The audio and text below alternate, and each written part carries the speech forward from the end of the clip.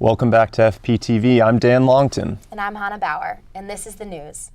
SGA passes new club on campus. NCAA announces Player of the Week. Intramural signups are in the foyer. Sunday's open house was a success. Men's baseball victory. Upgrades occurring across campus. Snowstorm predicted next week. This is FPTV News.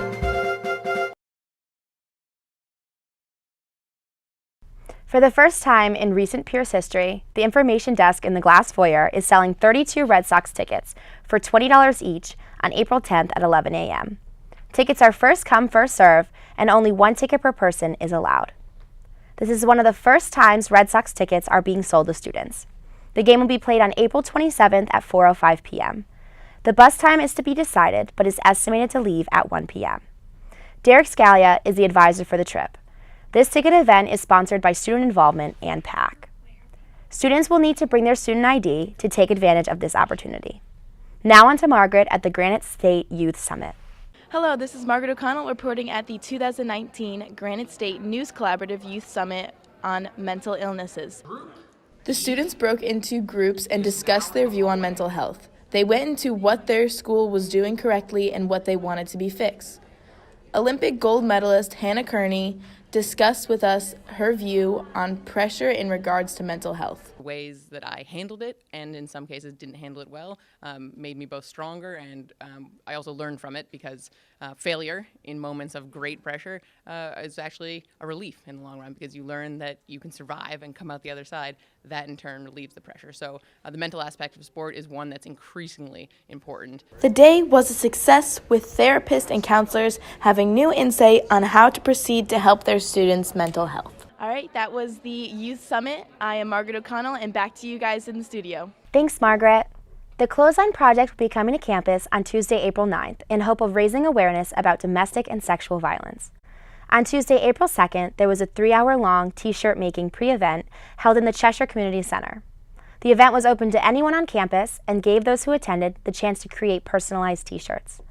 The shirts made will be shown during the display on the 9th from 11:30 a.m. to 2 p.m. in the library courtyard. Students who didn't get the chance to make it to the pre-event will have the opportunity to make a shirt there as well. T-shirt donations for the event are also being accepted, and donation boxes have been put around campus in the following buildings: Residential Life, Health Services, Northfield Building, Glass Foyer, Library, the Manor, and the Bubble. If it happens to rain, the display event will be held in the Glass Foyer. Now on to Alisha with World News. Singapore has captured 14 tons of pangolin scales, worth an estimated $38.7 million. Custom officials say they inspected a 40-foot container passing through Singapore from Nigeria. It was labeled as frozen beef. Inside was over 14 tons of pangolin scales, packed in 230 bags. Officials also found 400 pounds of elephant ivory, according to CNN. Pangolins are the most trafficked mammal in the world. The biggest threat to their existence is deforestation and poaching. Their scales are made up of protective keratin. They are believed to help induce lactation, cure cancer, and asthma.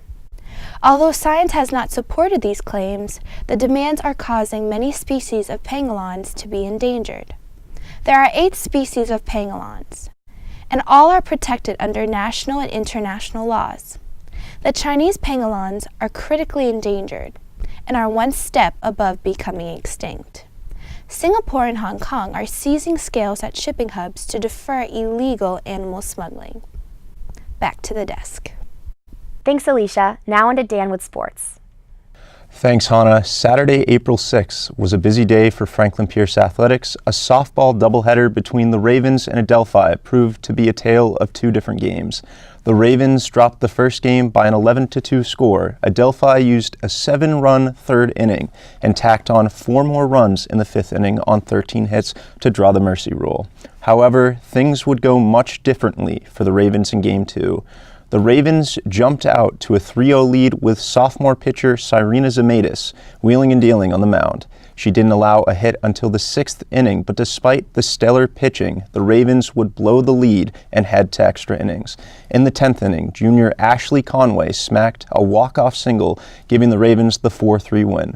Zemaitis pitched a complete game, allowing 4 hits, 3 runs, all earned, walked 5 batters, but struck out 12 through the 10 innings of work.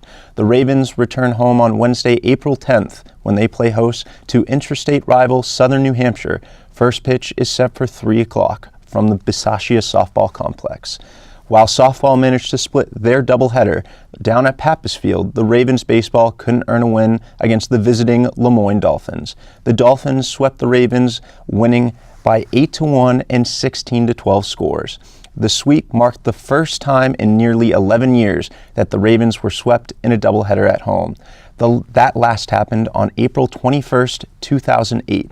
It was only the 3rd time in the Ravens' 15-year history of playing at Pappas Field that they were swept in a doubleheader.